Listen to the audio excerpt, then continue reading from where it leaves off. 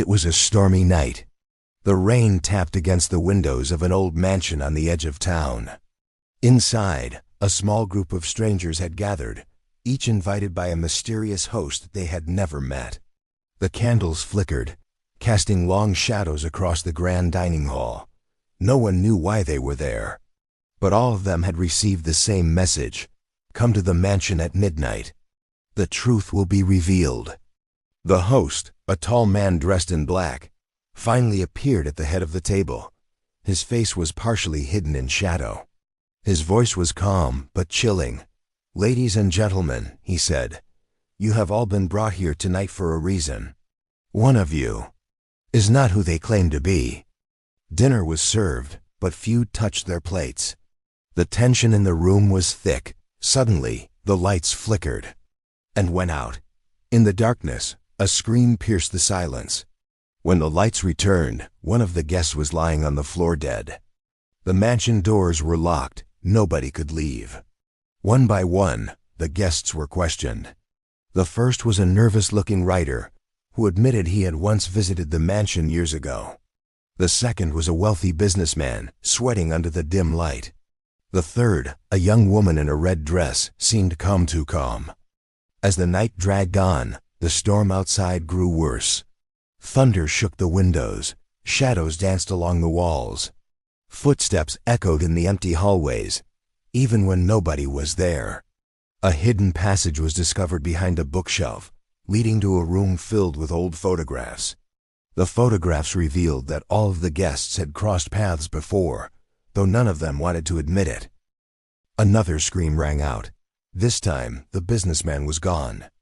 They found him in the library, his body slumped over the desk. Written on the wall in red letters were the words, "Trust no one." The fear was unbearable. The guests began accusing each other. "She's lying," shouted the writer. "No, it's you." The woman in the red dress answered sharply. The tension turned into rage. Nobody knew who to trust. But then, one of them noticed something. A trail of muddy footprints leading away from the library, disappearing into the dark corridors of the mansion.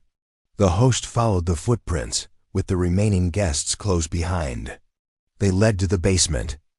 Down in the damp, cold cellar, the group found another shocking clue: an old chest filled with personal belongings of each guest's letters, photographs, even evidence of crimes they thought were long forgotten. Someone had been watching them for years. Suddenly, the lights went out again. This time, it was silent, too silent. When the lights flickered back, the writer was gone. Only his glasses remained on the floor, shattered. The woman in the red dress turned pale. Her hands trembled. "We're being hunted," she whispered. "But by who?" As the storm outside began to fade, the mansion grew eerily quiet. The survivors gathered in the main hall, afraid to move, afraid to speak. Finally, the woman in red stood up. "I know who the killer is," she said, her voice firm. "And it's one of us sitting right here."